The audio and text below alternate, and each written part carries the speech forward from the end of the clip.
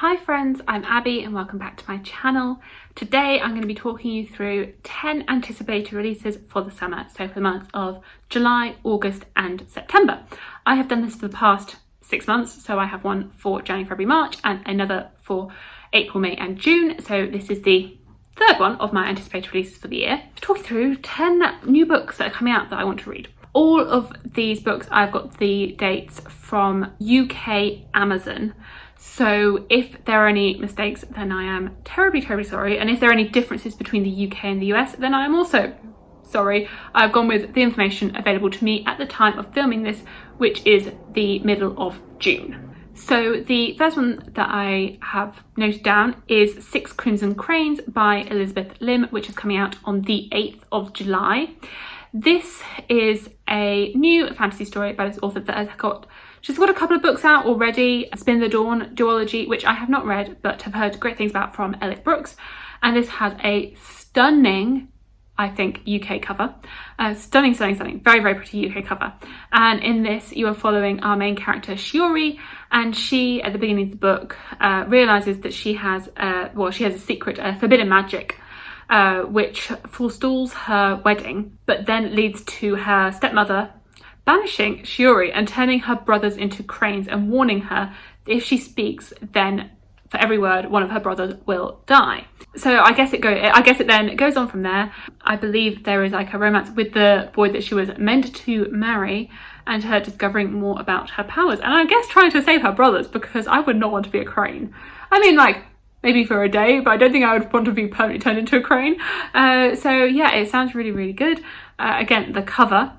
Like, if you were going to buy a book for the cover, then I'd definitely be buying that UK cover because that cover is very pretty.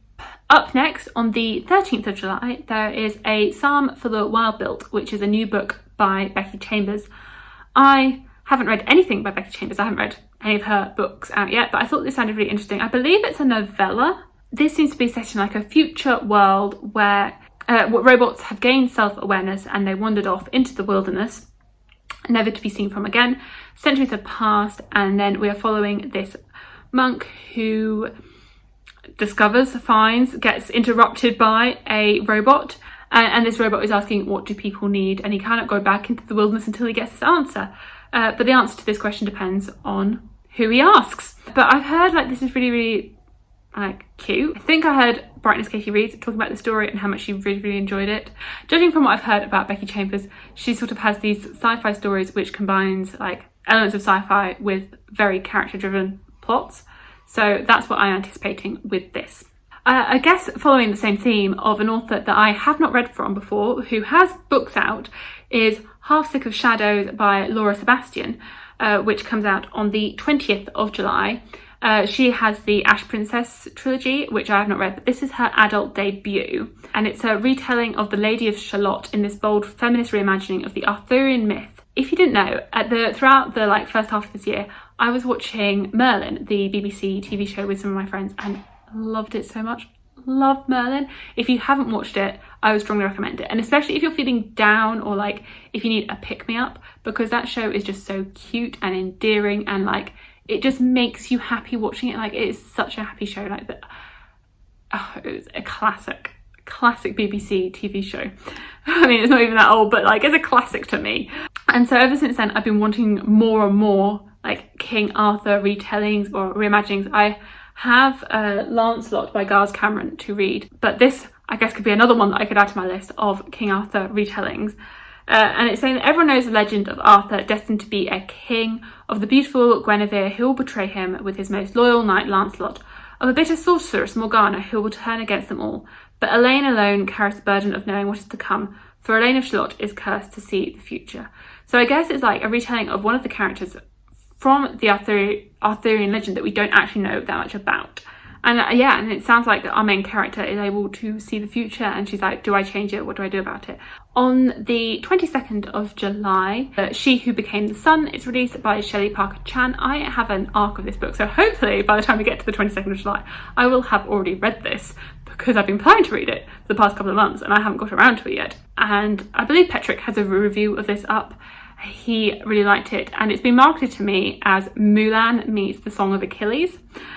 which just sounds amazing. I haven't read Song of the Kid, but Mulan, love it. A bold, queer and lyrical reimagining of the rise of the founding empire of the Ming Dynasty. I really enjoyed the Poppy War series, which is an Asian-inspired fantasy story that has roots in real historical fact, like the Poppy Wars, and I really have enjoyed this sort of combining of Asian history with fantasy, and I expect this is what this story is going to do. And I mean, I love when characters dress up, like a female character pretends to be a boy, like that Mulan dressing up as a boy trope. Like, I just love it. I eat it up. I love people like pretending to be something else and like getting by that way, and like especially in worlds where like being a girl, you don't have any power, you aren't worth anything, but boys have all of the freedom. So a girl pretending to be a boy and like going to, I believe she goes to this military school, sounds amazing. So it's this girl using her brother's identity to enter a monastery as a young male novice. There, propelled by her burning desire to survive, she learns she's capable of doing whatever it takes, no matter how callous, to stay hidden from her fate. Like I'm assuming war and potentially dragons, because there's like a dragon on the cover, but the amount of times I've seen dragons on covers and they don't actually have dragons in them is ridiculous now, so I won't set my hopes on there being any dragons in it. And then the final book that's coming out in July that I'm interested in is Gods and Monsters by Shelby Mahurin. This is the third book in the Serpent and Dove trilogy. I have read Serpent and Dove, I think when it came out, and I really enjoyed it. And then I never got to Blood and Honey. I own it, but I haven't read it yet. So I'm looking forward to doing like a reread of the whole trilogy and like reading the whole of it all the way through. I really like Serpent and Dove. It seems to be one of those books where it's like Marmite, you love it or you hate it. Like, I really liked it, but I have friends who hated it. And it's an enemies to lovers romance. It's like inspired, it's got a French inspired setting, and you're following a witch and a witch hunter, and they end up in a arranged marriage with the witch hunter not realizing that she is a witch. So like, I really enjoyed it. It was very, like, I liked their banter. I liked it. You know, it's not like anything epic, but it was fun. So I'm hoping that the rest of this trilogy is really fun and I can just binge out this fun new adult trilogy. Continuing with Petrick recommendations, like that's what the majority of my TBR is. It's recommendations from Petrick, and that is The Hand of the Sun King by J.T. Greathouse. So I feel like Petrick said that this was his favourite debut of 2021 so far, and that is big words. That is big words, because Petrick is very like on it with reading new books and debuts. So for him to say that this is his favourite, like that's a big statement, Petrick. Big statement. And this is the start of another fantasy series. So this, you're following a main character, Wen Alder, and all his life he's been like caught between two sides of his family, with his father having like links to the emperor, whereas his mother her family is rejecting the empire and resisting against it. So he's been caught between them his whole life, and he's trying to choose, the book is him trying to choose between them or going a different route and searching out a better path, a magic path filled with secrets. His search for freedom will entangle him in a war between the gods themselves. If Petrick gave it 5 stars, Petrick loved it, so I'm trusting Petrick on this one and hoping I will love it as much as he did. And that is coming out on the 5th of August, and that's the only August release that I have here. I don't know what's happening in August or whether I just missed all of the August releases, but that's the only one I could find for August. So then moving into September, on the 14th of September, there is Defy the Night by Bridget Kemmerer. So I really enjoyed Bridget Kemmerer's Curse of Dark and Lonely trilogy. It's a YA. So I really liked that one. I particularly liked A Curse of Dark and Lonely, and the rest of the trilogy wasn't as strong, but she has a new series coming out, the first one being Defy the Night. And I think it sounds pretty good. But I also think it really seems to be very much inspired by our current world and our current state of affairs, because reading the description, I was looking at this yesterday, and like I didn't like just reading the first part of it. It says, the kingdom of Kandala is on the brink of disaster. Rifts between sectors have only worsened since a sickness began, ravaging the land, and within the royal palace the king holds a tenuous peace with a ruthless hand. And I just felt like I could see similarities to our own world, and like whether she was really inspired by like the situations going on in our world with COVID and everything, because it just sounds like that is our world. Like, was she inspired by political events in America? Because I believe she's American. Like, COVID happening. I don't know, it just sounds really like polemic. Actually, further on down in the description it says, set in a richly imaginative world with striking similarities to our own. So I'm assuming she was really influenced by what's going on in the world today. So I do wonder like what it would be like to read a fantasy story that's that close to our world. I mean, I guess it's going along the same path of how like Narnia was inspired by like the war and like escapism from the war. So I do wonder like how many stories like this might come out in the near future which are inspired by events that have happened like COVID. On the 21st of September, Under the Whispering Door comes out, and this is a new book by TJ Klune, who wrote The House in the Cerulean Sea, which I liked but didn't love, but everyone else loves. So this is his new book, and I mean, I'm guessing it's going to be in a similar vein to The House in the Cerulean Sea because of having a very similar cover art. I mean, I don't know if that's just jumping to conclusions, but it seems like they're marketing them in the same way. So it says it's a contemporary fantasy with TJ Klune's signature quirk and charm about a ghost who refuses to cross over and the ferryman he falls in love with. Oh my god, that sounds so cute. So I'm assuming it's just going to be really, really cute, like his house in the Cerulean Sea. By turns heartwarming and heartbreaking, this absorbing tale of grief and hope is told with TJ Klune's signature warmth, humour and extraordinary empathy. And the thing is, like, although I think I gave House in the Cerulean Sea 4 stars, it was really, really cute, and it did just make you happy, and it was like a hug in book format. So if this is anything like that, then I think that's what we need. I think like as a whole, however much I love like really dark epic fantasy books, sometimes you do just need a hug in book format. Okay, and then on the 28th of September, Margaret Rogerson has a new book coming out called Vespertine. I have really enjoyed her previous 2 releases, An Enchantment of Ravens and Sorcery of Thorns, so I was really excited to find out that she had a new book coming out this year, this one being Vespertine, and this is a YA fantasy yet again, following a girl with mythic abilities who must defend her world against restless spirits of the dead. She's in training to be a nun who cleanses the bodies of the dead and like lets their souls pass on, because if the spirits don't pass on, they become these ravenous spirits which hunger for the living.